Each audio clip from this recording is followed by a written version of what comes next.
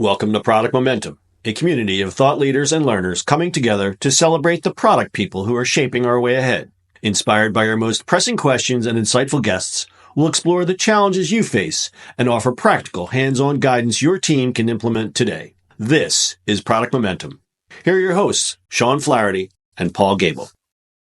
Well, Paul and I are so excited to share this podcast with James Garrett. He was an incredible guest today.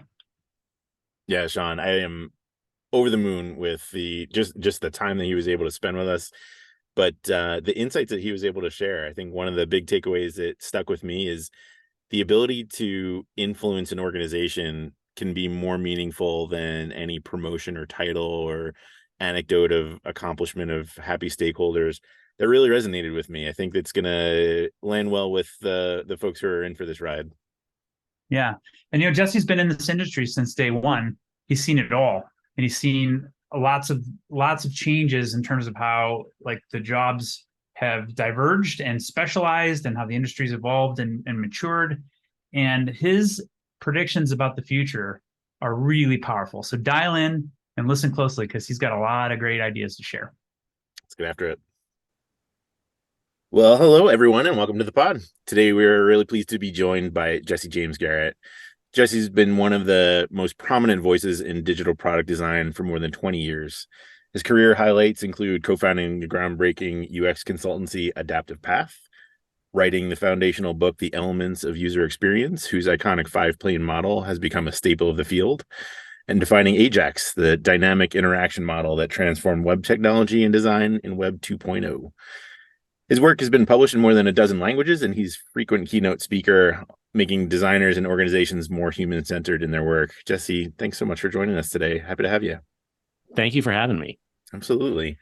The zoom out question that I want to kind of get started with is thinking back to the beginning, from the very start, back in the days when that layer chart was a staple in cubicles, walking around thinking about the early days of user experience.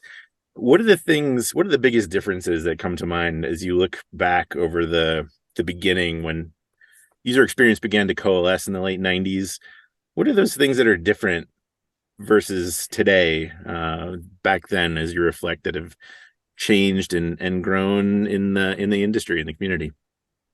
It's interesting. The first thing that comes to mind in response to your question is professionalism, that the field as a whole and our practices as product developers and designers have elevated and professionalized so much over the course of the last 20 years, that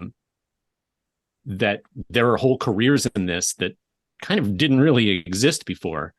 I remember the really product management itself even starting to emerge as a standalone discipline in the late 90s.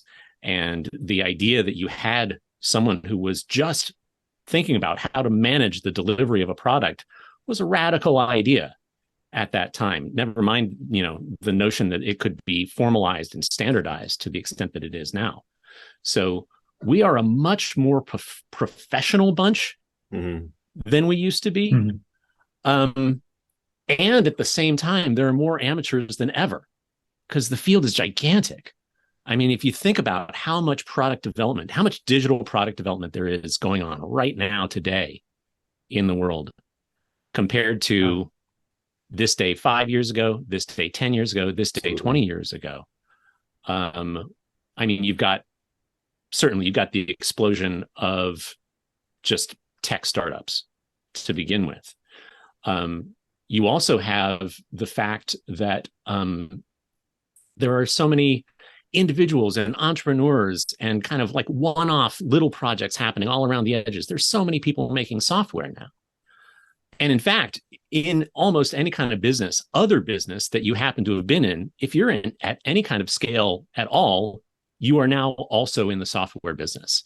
And so on the one hand, at the high end, you've got these extremely mature, extremely professional practices in product management and in product design. And at the same time, that is the tip of a very large iceberg of thousands, hundreds of thousands of people who are doing this work. Yeah. That just wasn't the case 20 years ago. Yeah, I love that perspective. Yeah, my story, starting out, I've been a software product consultant since the beginning of the internets in the late 90s, similar to you. And in the beginning, I'd sell a project, and I'd be not only the salesperson, I'd be the developer, the designer, project manager, the tester, the deployer. I'd have to figure it all out, and now you couldn't imagine the jobs have gotten so specialized and so complex. You couldn't imagine one person trying to do all of that stuff. Yeah. Yeah. We'll hire a web guy. Right. Not anymore. Yeah. No. Yep. Webmaster as a title.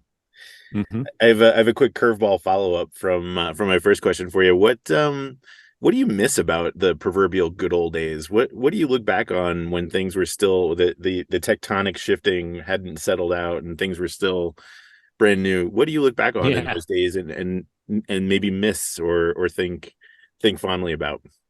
Yeah, well, it's hard not to be nostalgic for the newness of it all, right? The unknownness of so much of what was happening in the late 90s and early 2000s as we were unpacking and discovering and inventing so much of this.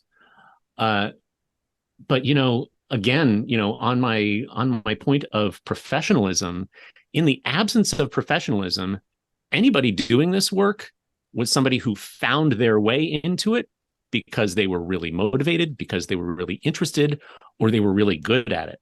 Mm-hmm.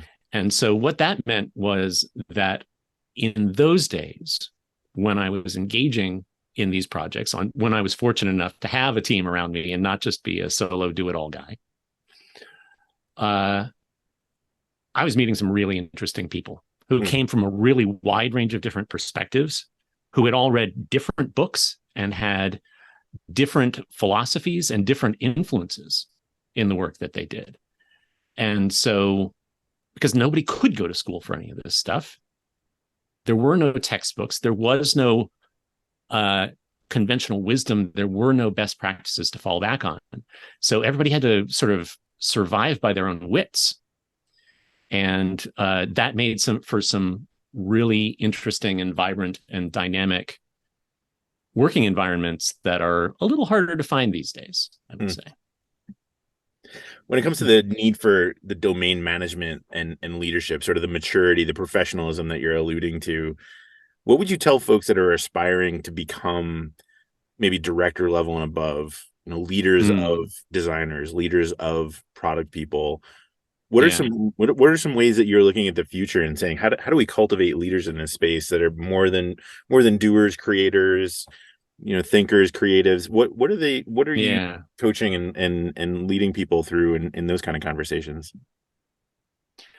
Well, across the board in my work as a leadership coach, working with leaders of design teams these days, what I am hearing from people is, I wish we could do more. I know there's more value we could deliver as a design team if only we could get to a place of more support, more empowerment. And the exciting thing that's happening is, for some of these leaders, they are finding the way to gain that empowerment and to gain that support and to gain that leverage to drive not just good product outcomes, but organizational outcomes that shift the way that these organizations approach and think about what they do. And so, when I think about product management and product leadership, I feel like product leadership always has to sit at this balance point between the technical realities of what it takes to deliver a good product, the market realities of the business, our business model, our competitive landscape, all of those kinds of things, and the customer realities. What's going on with the user base? What's going on with user behavior and user psychology? And what I'm seeing more and more are product leaders who are turning to design as a way to deepen their expertise and to deepen their savvy around that customer piece of the equation. And the designers that I'm seeing who are elevating into those more senior leadership roles are the ones who are able to frame design in terms of its ability to deliver value around user insight more than around delivery. And so when you're able to do that. Yeah, use the term in there, customer psychology. And this will lead into another conversation here, a question I have about what the future of this industry looks like, right? So you have designers. You said people on the project team going to the designers to look to them for customer psychology.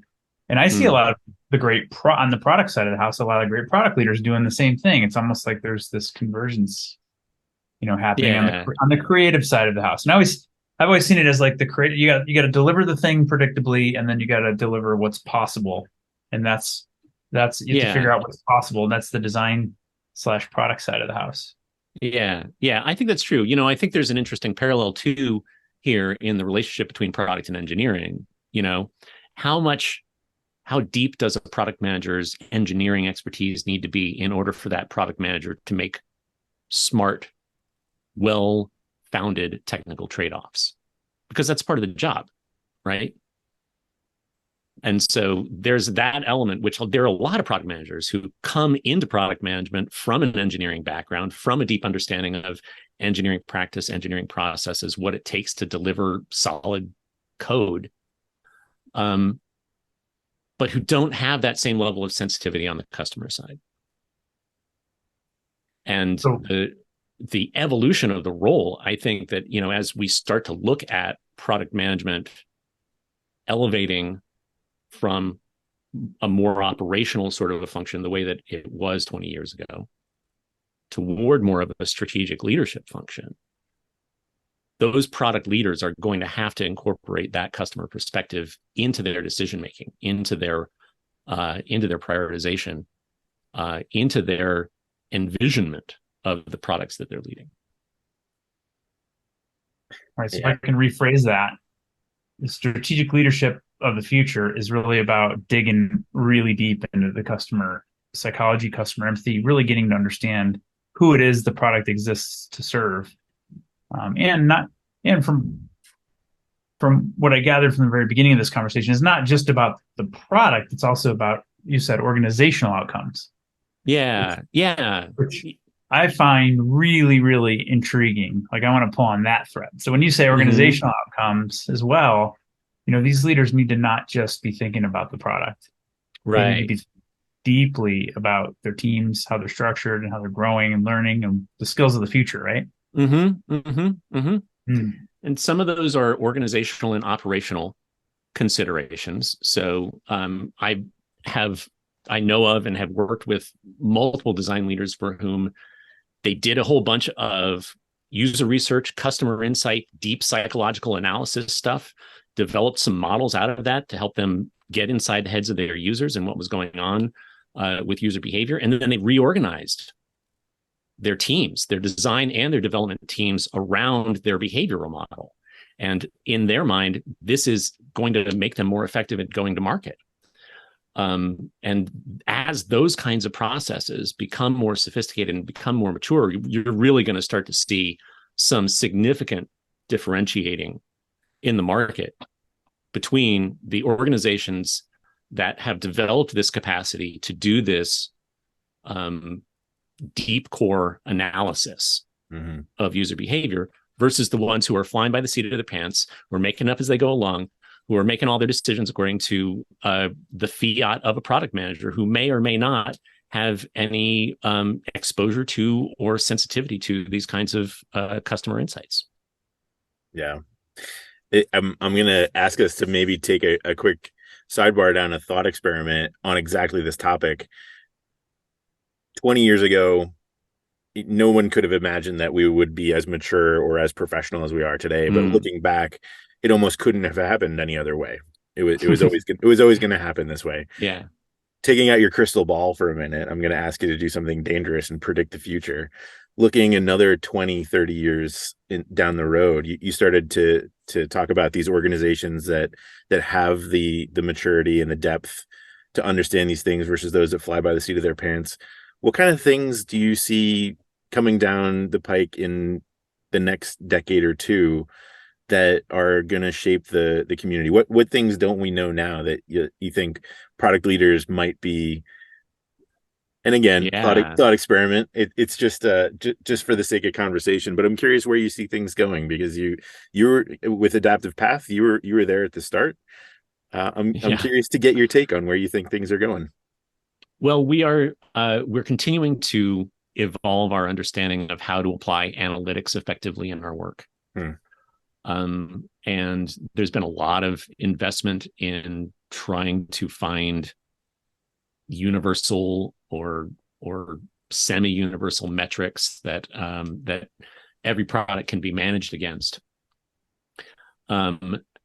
I see that evolving into something more sophisticated, where you have a range of different philosophies of product strategy and product management, different points of view on what matters most.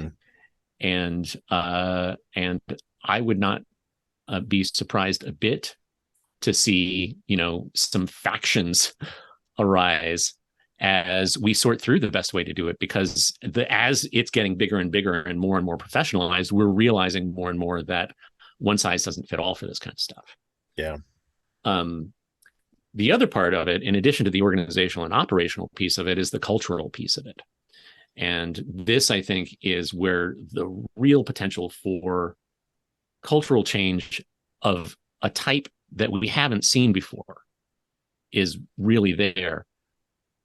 Because I think that what we're going to see, as you see organizations that start to build these robust, mature customer insight practices to drive product strategy.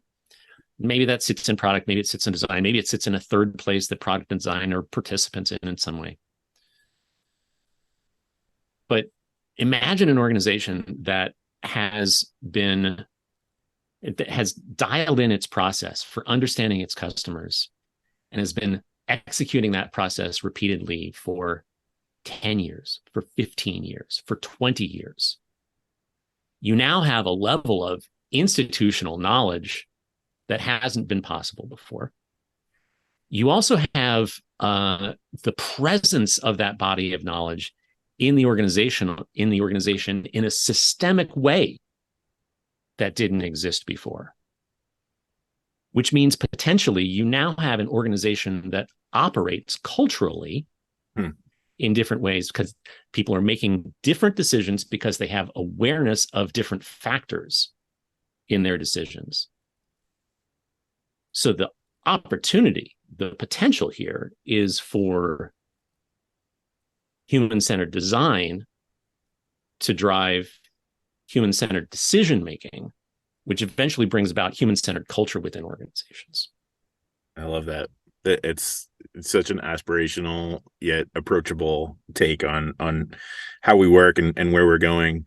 You alluded to a couple things. You used the words guiding people's attention and intention when we were chatting a bit before the show.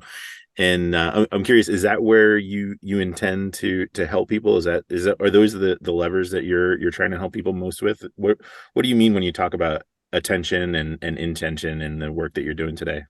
Yeah, well, it's been so fascinating to work with design leaders and helping them improve their leadership skills through the one-on-one coaching that I'm doing, because there are so many of the people that I meet and that I work with for whom design leadership was never something that they set out to achieve. It was something that almost accidentally kind of fell in their laps because they happened to be the most skilled design person in the building right at the time that a leadership need was recognized by the organization. So they've had no preparation, they've had no mentorship, and they may not have even had the intention to go become a leader. But now they find themselves in this position and they're asking themselves, how did I get here? And what I'm helping them with is bridging the gap between the way that they saw themselves as designers and the way that they need to see themselves now as leaders, which is less as designers of products and more as designers of systems that bring products to life, and less as masters of technology and materials, and more masters of relationship and orchestration. And all of that requires figuring out who you are. What are you doing here? What are you trying to accomplish? What are your intentions here? And then based on your intentions, where do you need to direct your attention? What do you need to be aware of, both inside the organization and outside the organization, to inform the choices that you're making to continue to move you and your team toward your goals? That's amazing. And you just have a few last questions while we have your time here. Yeah, I'd like to bring things back down to planet Earth for just a minute. I'd love to stay on Strategy Mountain and talk about all these things. It's my favorite. But one thing that I often reflect on is that these lessons are best learned through story. So I'm wondering, do you have a favorite story of how a leader has come to either realize or make it an impact differently in an organization, about where they didn't either realize how they got there, as you said, or maybe took a lesson and maybe a page out of your playbook, and made a difference? What is what's the story that comes to mind when you think about how all this great aspirational stuff gets met out in the practical sense of the term? The leaders that I work with that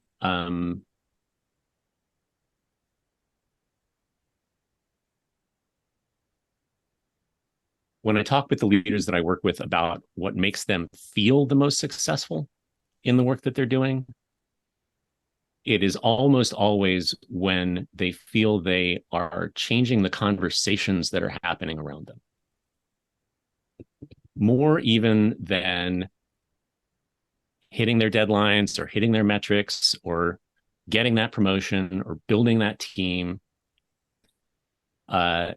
What they really want to do is influence, and they want to influence the people around them toward a place of more thoughtfulness and a place of more inquiry, of less assuming that everybody has all the answers and more helping people to ask the right questions. And the more than I think the specific anecdotes of happy stakeholders and good ratings on the App Store, it is that internal impact that is really resonating with the leaders that I'm working with. That's so powerful. Thanks for sharing that. Yeah.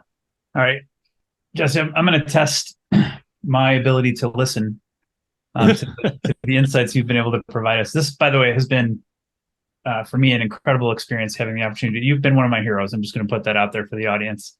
Since the beginning of my career in this space. So I've been waiting for this conversation for a while, and thank you for joining us.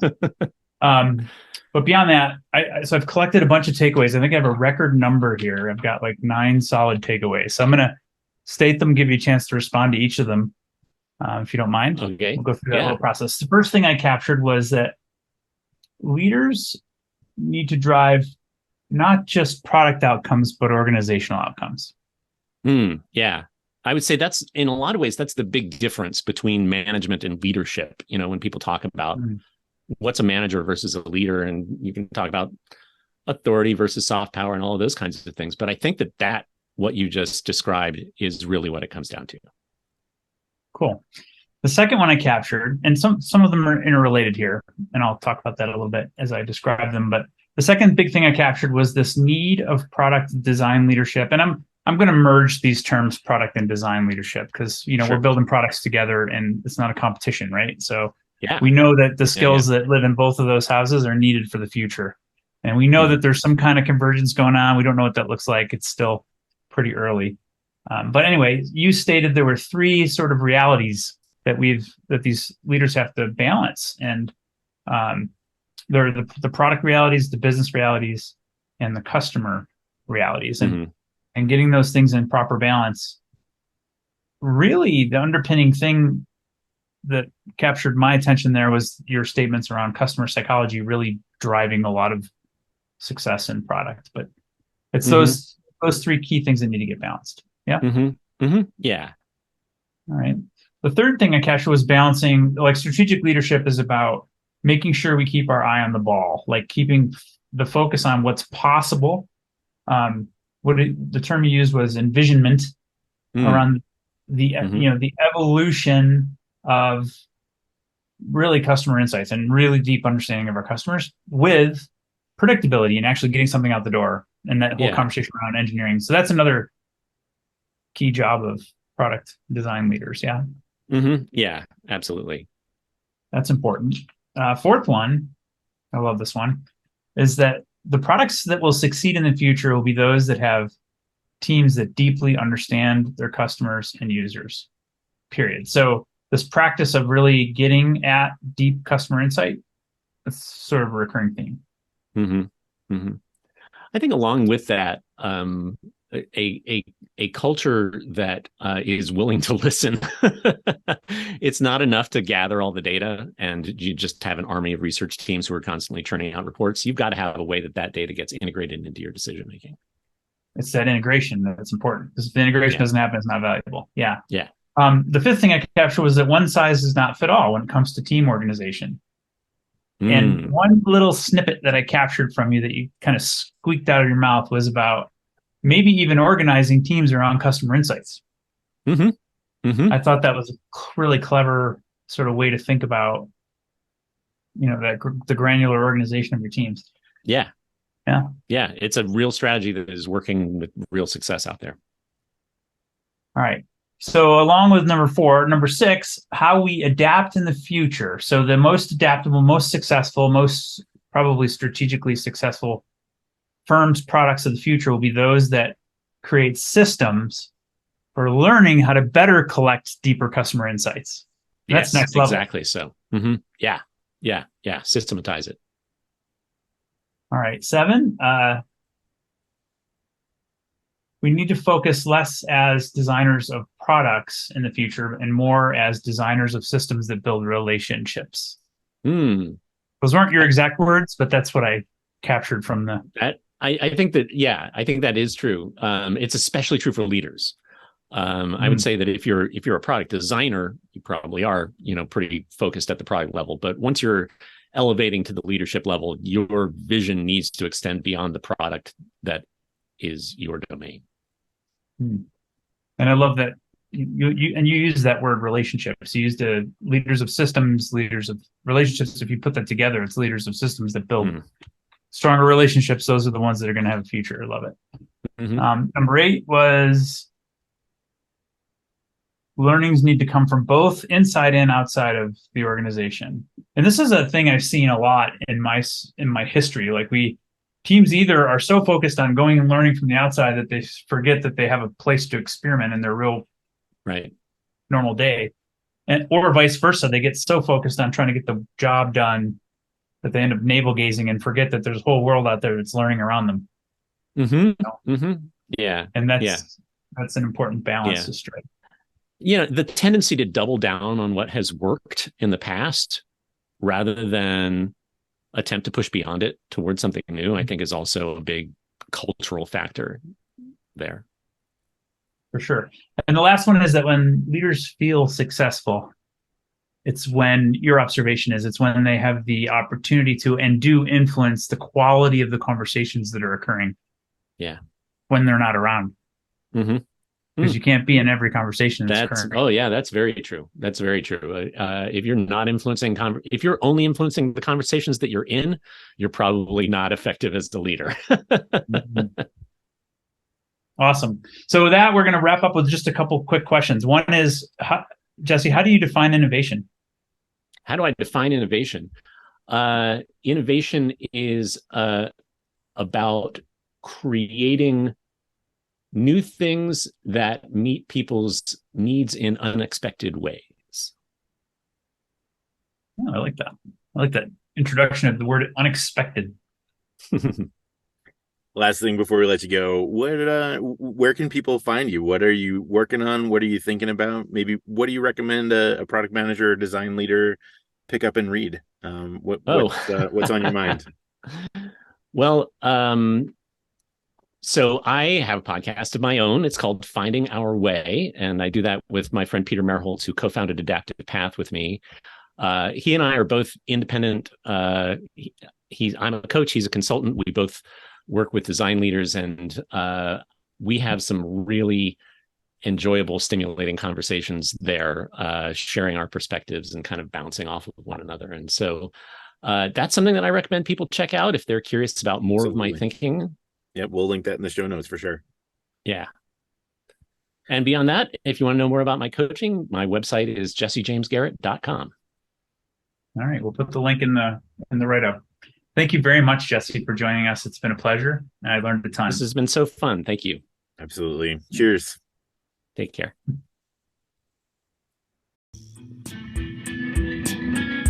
Well, that's it for today. In line with our goals of transparency and listening, we really want to hear from you. Sean and I are committed to reading every piece of feedback that we get, so please leave a comment or a rating wherever you're listening to this podcast.